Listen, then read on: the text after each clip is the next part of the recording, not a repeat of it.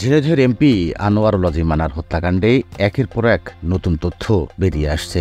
এতদিন ঘুরে ফিরে বন্ধু আখতারুজ্জামান শাহীনের নাম উঠে এলেও এবার জড়িয়ে পড়েছেন আওয়ামী লীগ নেতারাও।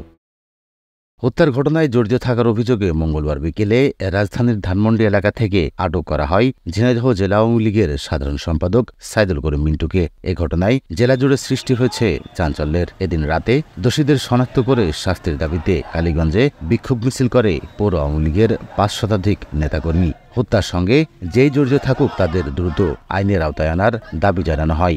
যারা এর সঙ্গে জড়িত আছে, আমরা ঝিনাইদহ ৪ নির্বাচনী এলাকার সাধারণ মানুষ, আমরা প্রিয় নেতার এই মর্মান্তিকভাবে নিহত করা হয়েছে, আমরা এর দৃষ্টান্তমূলক সর্বোচ্চ শাস্তির দাবি করছি। আমরা প্রথমে মনে করেছিলাম যে শাহীনই হয়তো মূল পরিকল্পনাকারী, কিন্তু আস্তে আস্তে এটা অনেক দূর গড়াচ্ছে।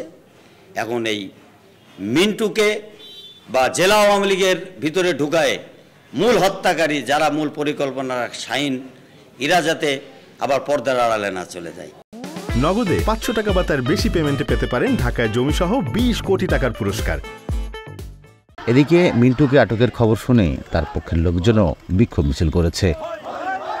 এর আগে গত ৬ জুন জেলা আওয়ামী লীগের ত্রাণ ও সমাজ কল্যাণ বিষয়ক সম্পাদক কাজী কামাল আহমেদ বাবুকে গ্রেফতার করে ডিবি। তিনি বর্তমানে ৭ দিনের রিমান্ডে আছেন। লোটাস রহমান সোহাগ, সময় সংবাদ, ঝিনাইদহ।